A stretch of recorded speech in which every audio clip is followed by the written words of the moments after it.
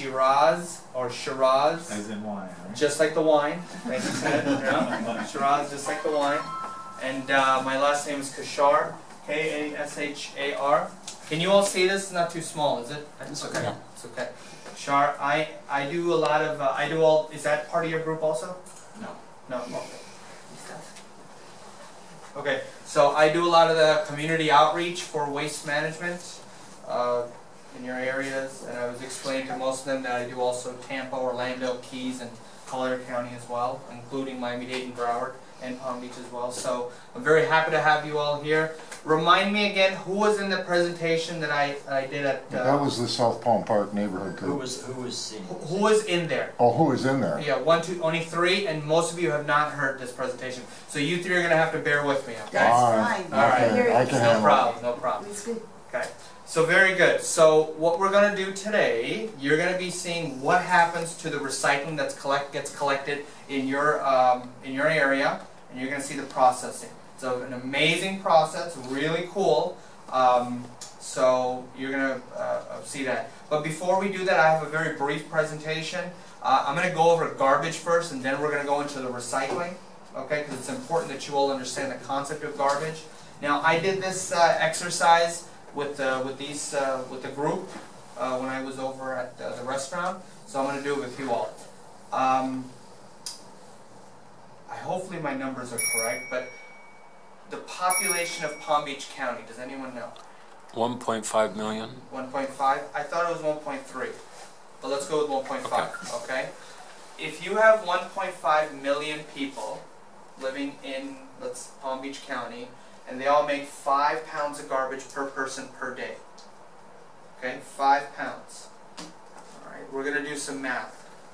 Okay, so what's the answer? How much garbage is made? 7.5 million. Is that correct? Yeah. Okay, Per day, 7.5 million pounds of garbage are made every single day just in Palm Beach County. If you divide that by tons, you get 3,000 something something. Okay, let's just say over 3,000 tons of garbage. Broward County has 1.7 million people, or around that, and they make around 4,000 tons a day. Miami-Dade County has around 2.4 million people, and they make around 6,000 tons a day. So everyone understands that we make garbage every single day, right? I mean, when we take a vacation, garbage does not. In fact, on vacations or holidays, garbage actually goes up. And I think everyone can understand why.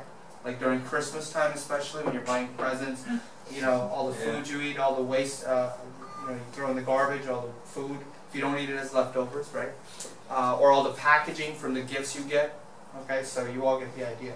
Now, I mean, we just briefly went over local numbers, okay? I'm going to show you what it looks like on the national level. Okay. This is how many tons of MSW, municipal solid waste, is generated in 1 year, in 2010 for example. Okay, 250 million tons.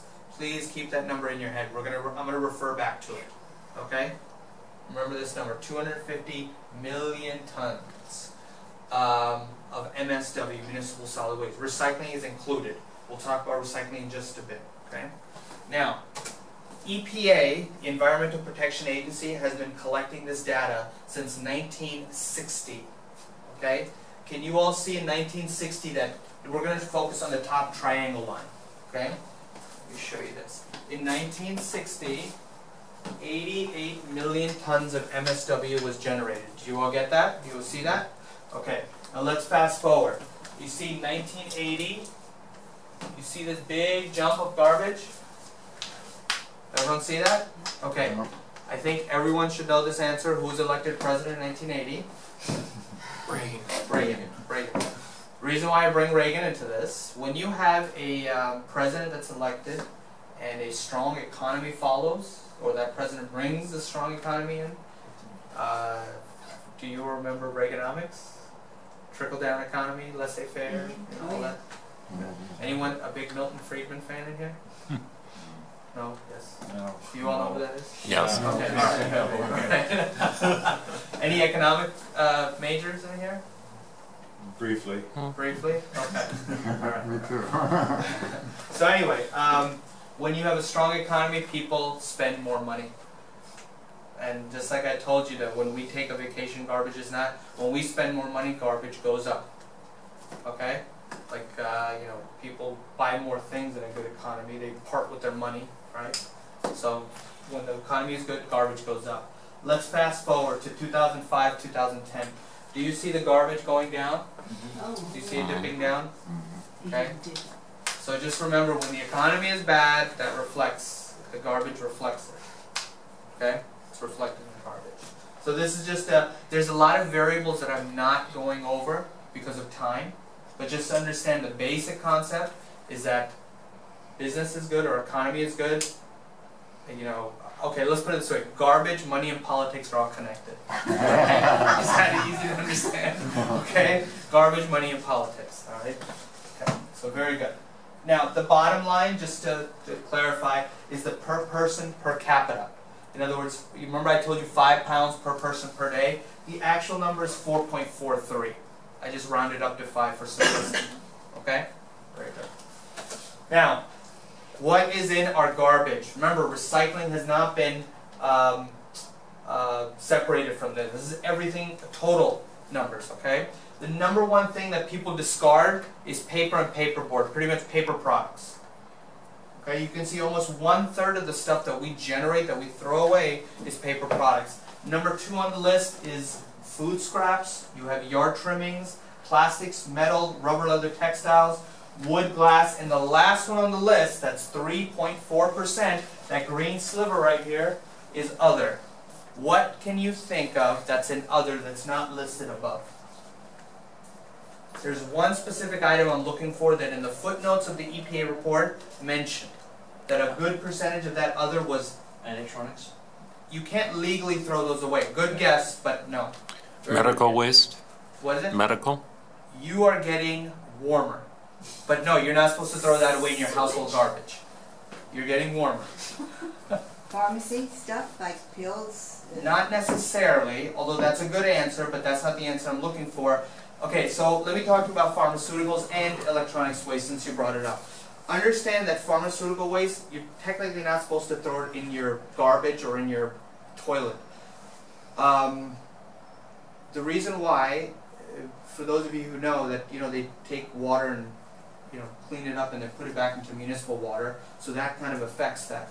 So that should be taken. There's certain areas, I think, either PBSO has it. Which one is it? Local PBSO. Correct. Dropbox. Correct.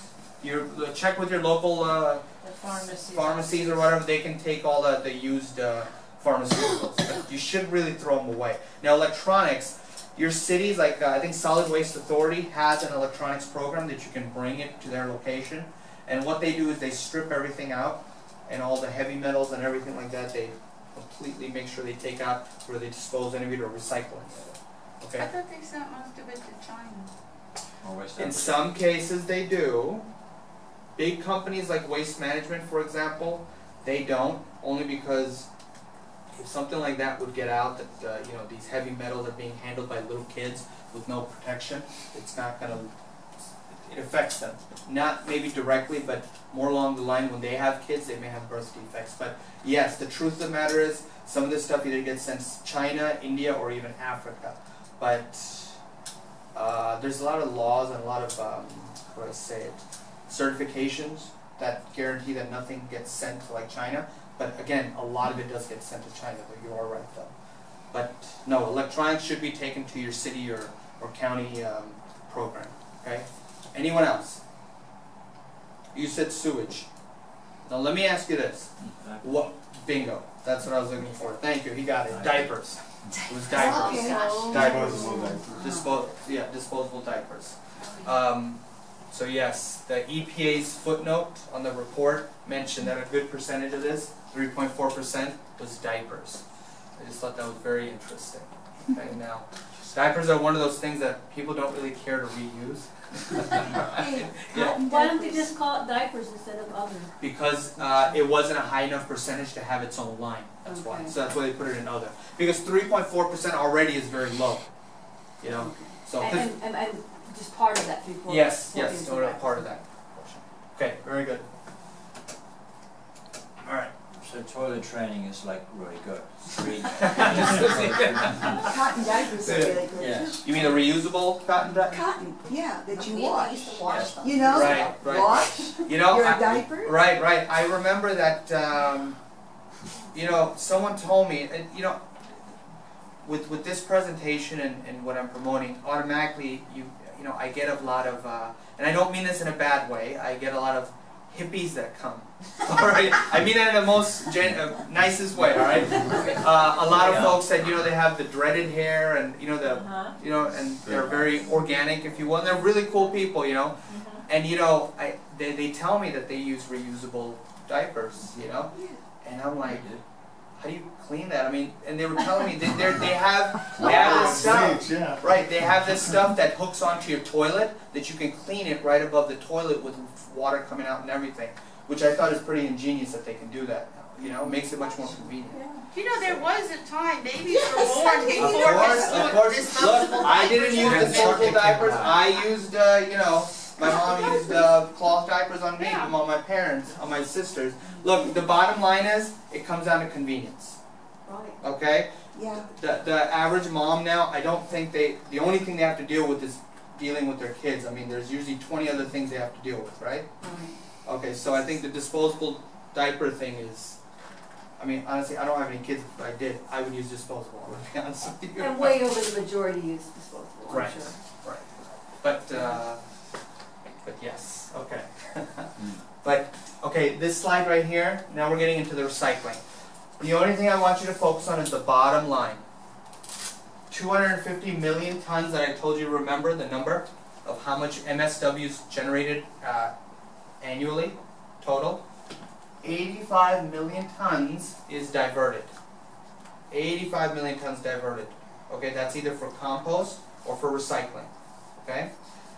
85 million ton accounts for 34%. Okay, diversion rate. Now I'm going to show you something. I'm going to use your water bottle. Okay? Does this look familiar, everyone? Alright? I'm going to do a magic trick, right? Just kidding. But they estimate that 1 out of every 5 plastic bottles, or plastic beverage bottles, I should say, 1 out of 5 find their way into the recycling. Okay, just 1 out of 5. That's only 20%. Okay? Now, what happens to that 80%? The majority of it goes to a landfill. What did you say? The big island out in the Pacific. Yes, I was going to mention that actually. Most of it ends up into a landfill. A good, like 15% of it ends up going to a waste energy plant for energy, which is decent, which is good, better than a landfill.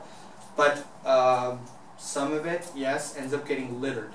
And when you litter something, especially in Florida, it ends up into the rivers, canals, or lakes, and then at some point it will get into the ocean. Okay? Now when it gets to the ocean, if you look at a map of all the currents on the oceans, you'll see that every major body of ocean has a gyre. In other words, that the currents go round and round and round, kind of like a washing machine, if you will, and everything gets stuck over there.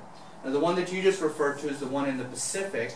It's called the Pacific Gyre, and they estimate, from the reports that I've read and seen on TV, that the size of the concentration of garbage that's in this area in the Pacific is the size of Texas. Now it's not superficial, it goes deep as well. Now the problem with plastic is this, and you can look this up. Plastic is a man-made product. Do you know what the main ingredient that's used to make this? Petroleum. Petroleum, very good. This goes through this thing called photodegradation. If I were to take your bottle and I put it in the car in the nice hot sun, and I leave it there for 3 or 4 hours, and I go back and I open the door, all this heat's going to come out, and I touch the bottle, it's going to be hot, right? Now, if I drink that water that's in this bottle that's been sitting in the hot car, is it going to taste funny? Maybe. Could be. The reason why is that when light or heat hits this plastic, it lets out a little bit of chemicals. That process is called photodegradation. Okay? This is common in the science. It's not a big secret or anything, but plastic isn't meant to be at a certain temperature, especially as hot as it gets in a car. It gets up to 200 degrees plus in a car. Okay? So just keep in mind that when this stuff, plastic doesn't necessarily biodegrade or decompose, it just gets smaller and smaller and smaller. So in the ocean, when you have a plastic bottle just floating, what happens is the sun and the water just break down the water bottle and just goes into small pieces. Now and then after that, when you have wildlife, when you have the marine life, you know, the fish, and some fish are the same fish that we eat, they end up eating these small plastics, and then it ends up getting, it doesn't digest in the system. So you may see like birds, and then you've probably seen these pictures that when they die in their body, everything starts breaking down. You'll see in their stomach is a big ball of plastic, stuff that they've eaten, and that's always stays there in their stomach. So again, you know, recycling is one of those things that it's not just good for your hometown, it's also good for the environment, because you're not letting this stuff go to waste, getting it littered or end up into the ocean, especially in Florida. Okay? So, yes. Any questions on that so far? Good. This is yours. Alright. So that's just to give you an idea that 80% doesn't necessarily get recycled. So the reason why I brought that up, that 34%, some people would say, look, 1/3 of the garbage that we generate in America is being recycled or diverted or composted, which is great, but the truth is, there's a much higher percentage that can be recycled. Okay, and just looking at plastic, 80% doesn't even get recycled. Okay? Now the plastic, plastic's the easiest thing you can recycle. In fact, there's a high commodity value for plastics. So recycling facilities want you to recycle more plastic. Yeah. Why can't you recycle the plastic lids? Why just the Okay, bottle? good question. Let me hold off on that. When we go, I'll go over that very briefly. Okay. But that's a good question, and we'll talk about that. Yes? That's the same question, I think, because it's polyethylene, right? Because the polyethylene bags are worse because they get very brittle in the sun and break into small pieces, and we can't recycle them. Correct. And when you go in the plant, by the way, when we go in the plant, the question you asked about the plastic bottle and the plastic bag, you're going to see it very clear. Okay. Okay, very clear. Plastic bags are very bad for the recycling process, and you'll see why. Okay, in business, in the business world, what is time? Money. Okay, and the amount of downtime we get because of plastic bags jamming up everything is ridiculous, and you'll see why. Okay, all right, very good. So everyone understand this slide then, right? All right, your community does single stream recycling, right? Yay. Okay, good. Yes. Yay, you're right. You don't need to separate, put it all in one bin, and then the process in here separates everything out, our facility, and yeah, that's what you're going to see. Now I'm going to go over go ahead. I wonder if we can ask people to turn off their phones. right. OFF. Is that fine? OFF, Okay. please. If you don't want to turn it off, just put it on vibrate. That would be good. Yes. Thank you. There you go. Bingo. Is mine? Let me make sure mine is off. Yeah. There is a little. Very good. Very good. Very good. Yes. Is there anything that keeps all of ours from being taken to the recycle? When they collect from us in our community, is everything they collect going to recycle? Yes. Or is there a reason why any part of it's not Right. coming to you? Okay. I was going to explain this outside, but let me explain it here. The biggest problem we have with recycling, okay, is contamination. Okay.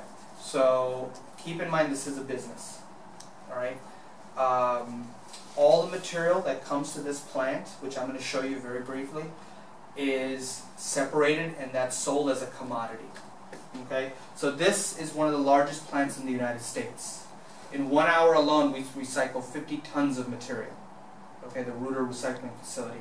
We receive material from Palm Beach County, like your area, Broward County, and Miami-Dade County. The Keys also send their material over here, Monroe County, I should say, and also Collier County. If something's wrong with the Orlando, Tampa area, we have a recycling facility there too. If they need to redirect material, it comes over here. All right, so this is a very large plant. It's around 100,000 square feet. Okay, all under one roof, so the weather doesn't necessarily affect us. Okay, this whole area over here is about, I think, 35 acres. Who was asking me that when you all came in? How big this you were? Yeah. So it's about 35 acres. So this is a very large facility. In the United States, this is about the 3rd or 4th largest recycling plant. Now this is referred to as a MRF, MRF, Material Recovery Facility. Okay? So yes, does that kind of answer your question? Okay. We're gonna go much more deeper into this when we go inside, okay? Because all your questions that you have right now, when you see the actual plan, I guarantee you're gonna have a whole different set of questions. All right? So very good. Now I'm gonna breeze right through this because all of you know what to recycle, right? My friend, good. I'm gonna quiz you on this at the end. Okay, number one, paper. This is very simple. The things you can recycle on paper, and I went through this with the 3 people here when you were at the presentation. Does this look familiar? Cardboard. Cardboard can be recycled, okay? Yeah, cardboard. Okay, chipboard, your cereal boxes, cookies and crackers, right? You can recycle this. Magazines and newspapers, this stuff right here. Everyone understand that, right? Okay, I don't need to go any further with this. And of course, your mixed paper. Pretty simple, and I think I showed this to some of you. If it comes from a tree and you can rip it, you can recycle it. Is that simple? Including cardboard. If it comes from a tree and you can rip it, you can recycle it. Can you think of something that comes from a tree that you can't rip? Lumber. So can you recycle it in your household recycling programs? Correct. Bingo. So this is still proves, this theory proves true. All right. Is a plastic coated or different films on it? Or are you able to rip it? Because some of them are very difficult to rip. Especially, for example, Whole Foods is a big partner of ours. Anyone shop at Whole Foods in here? Yes. Okay. When they get their meat, it comes in a cardboard box that's sealed with plastic, and they can't put that in the recycling. And you can't rip it either. It's very difficult to rip. So that stuff, garbage. Laminated paper. I don't know if you have grandkids that come over to the house and the teacher laminates it or something. That's garbage. It's garbage, unfortunately. But there's not a lot of it out there. Okay. Plastic. This is where the cap thing I'll talk about. The first type of plastic that's very popular is called polyethylene terephthalate, or PET for short. That looks familiar, right? That has the caps on it. The reason why we tell you to take off the caps, and you're going to see this when you go into the plant, is that on the tipping floor where we'll go first, where everything is dumped on the floor, there's a big bucket loader and the wheels are about this fat. When you have whatever your plastic bottle, I use that as an example. Right? Don't put this away. So what happens is this cap, when it runs right over, this turns into a projectile. So it's more of a safety reason. Now it's not necessarily that it contaminates the plastic, because what happened is that this plastic cap is now made from a number 2 plastic, which I'll talk about, which is more compatible with the number 1 plastic. I'm getting more on the chemistry side of this, so I don't want to make it too confusing or too intricate, but just understand, yes, take off the caps. It's more of a safety and operations, yeah. Well, can you take off the cap and throw it in the recyclable? You can, but chances are it's going to be thrown in the garbage, and you will see why. Okay. You'll see why, okay? Keep this up. Right, so everyone clear on this, right? Okay. Number 2 plastics, which is called high-density polyethylene. There's 2 types. The first type is called natural. Does this look familiar? Okay. This is called the 1 gallon or a half a gallon milk container. They're called natural plastics. Make sure you take off the caps. Okay. This is a very popular plastic, natural. The next type is called pigmented. And does this look familiar? Okay. The pigmented is any plastic. Number 2 is with color. Primarily detergent bottles or shampoo conditioner bottles. Okay? You and me don't have to worry about that. And a few other people in here.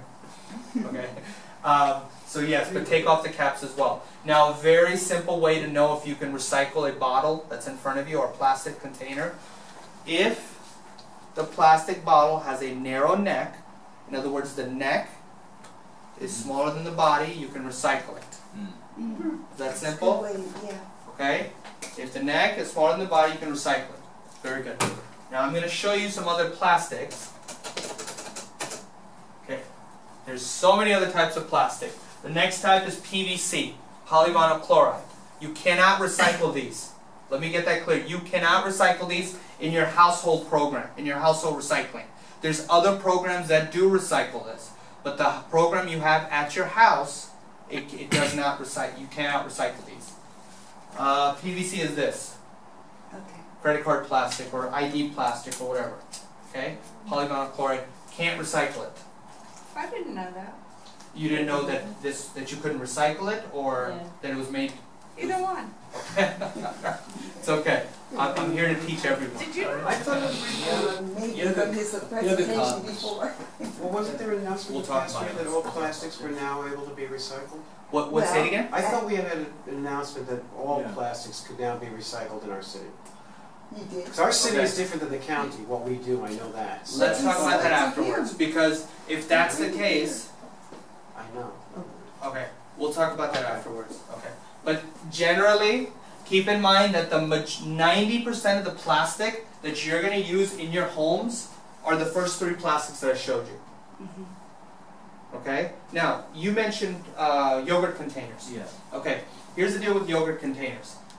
A lot of them are made from number 1 plastic or number 2 plastic, which are good plastic. You can put them in the recycling bin. If you just look on the bottom, just make sure they're number 1 or number 2. Okay, you know the right. It tells us on the bottom. It tells you on the bottom, right? Now, here's the issue. This is where the confusing part comes in. Let's say you go to, like, I don't know, whatever restaurant. What restaurant? What would I present at? Bradley's, yeah. Okay, which wasn't a bad restaurant. The food was pretty decent over there. It was pretty good. Anyway, when they give you a takeout container, you know that clear clamshell they give you? Mm-hmm. Okay, that's typically made of a number 5, polypropylene. You can't recycle that. Or a number, yeah, polypropylene. Or a polystyrene. You can't recycle that. Is polystyrene like that foamy? Yes. Well, let me get to the polystyrene, because there's a little problem that we have with polystyrene, and I'll talk about that. But number 4 is low density polyethylene. If you ever buy a bag of ice, you know that heavy duty plastic that's in, that's usually number 4 plastics. But most of the time it's bags. Now, there's another thing I have to mention. Your plastic bags that I mentioned earlier that they're not good for the recycling process, take them back to Publix. Okay? Do you all do that? Most of you do that? Or I think maybe even Target or Walmart have a... Yeah, go ahead. What were you Would gonna the Ziploc bags be Garbage, those part are of garbage. that? If, you know, the Publix, what they do is, they have a specific agreement with a plastic bag local company that actually only recycles plastic bags. Film, they call it in the industry. Plastic film. So they have a special arrangement. If you put in like a Ziploc bag, that's probably more like of number 4 plastics. The majority of bags that you get from Target, Walmart, Winn-Dixie, Publix are number 2 bags. But they're still garbage though. You don't put them in the recycling or take them to Publix. So it could be a Walmart bag and you can take it to Publix. They'll Technically take you it can, back, right? correct? They don't care if it's Publix. They don't care. There's that type of plastic. Right. Okay. Right. By the way, political signs are number 5 plastic. You mean the Coroplast? Yeah. Right. I didn't know Unfortunately, you still any of can't that. I thought recycle those. plastic was plastic. Number 5. How many of you like Starbucks? Yeah. Or Dunkin' Donuts? No one. No one like coffee in here? Yeah. Oh yeah, we like coffee, but we don't go to those. All right, no problem. I recently got a K-cup machine. Does anyone have one of those? Those. It's life-changing. I love it. I'm not giving it up. It's very convenient. I gotta admit. It's very convenient. No one else has it?